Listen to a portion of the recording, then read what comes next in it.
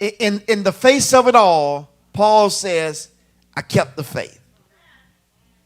I kept the faith. Can we keep the faith when it don't look good?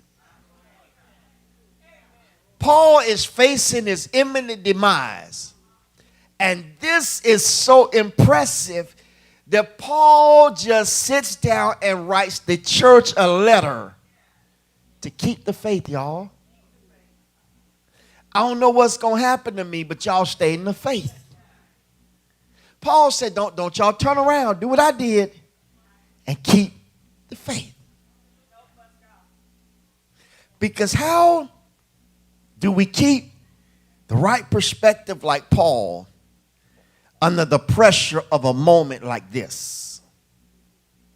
This is a high pressure moment. See, I can read this and I say, well, Paul was under some pressure. But can we slide in a text and say, wait a minute, this is a high pressure moment? How do I keep the proper perspective under this kind of pressure? How do I say I'm going to keep the faith under this kind of pressure? And the Holy Ghost had to help me remember the Son is all about your perspective. It's about how you look at things. It's about how you see things. How many of you all remember just a few months ago, gas prices, they still high. But you remember when they was going up. Every place I strolled on Facebook, everybody was talking about high gas prices. Folk was just complaining about high gas prices. And I know I'm not the only one that's guilty of jumping on that bandwagon and saying these gas prices are way too high. God, come on, y'all. Y'all, if you drive, you was complaining about these gas prices.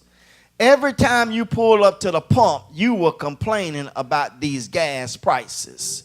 And I think in that moment, our perspective was wrong. Because then I had to slow down and realize something. That every time I pulled up to the pump, God gave me coins to put in the tank.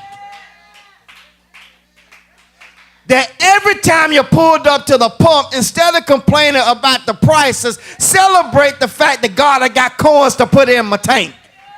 That even with the high prices of food rising, celebrate the fact that God, I see the prices going up, but I still got eggs. I see the prices going up, but I still got some meat. I see the prices going up, but I still got some bread and milk. The prices are going up, but you're keeping me afloat.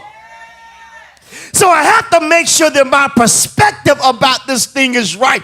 That God, you never left me alone. Because in the grand scheme of things, we have little to complain about in comparison.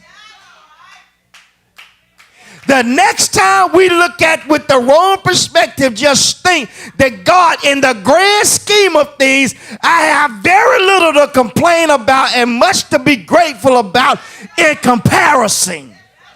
That I'm complaining about what I want to eat and can't eat when there's children in another country that's only eating a bowl of rice every 3 days with flies in it. I'm complaining and I'm blessed. I'm just mad because I'm not as blessed as I want to be. But I'm blessed and complaining about how blessed I really am. That I never pulled up to the tank and didn't have $20. That you never pulled up to the tank and ran out of gas. That you wasn't out begging folk and saying, can you give me a few dollars to put in my tank? But rather every time you pull up, God gave you a little bit to put in there.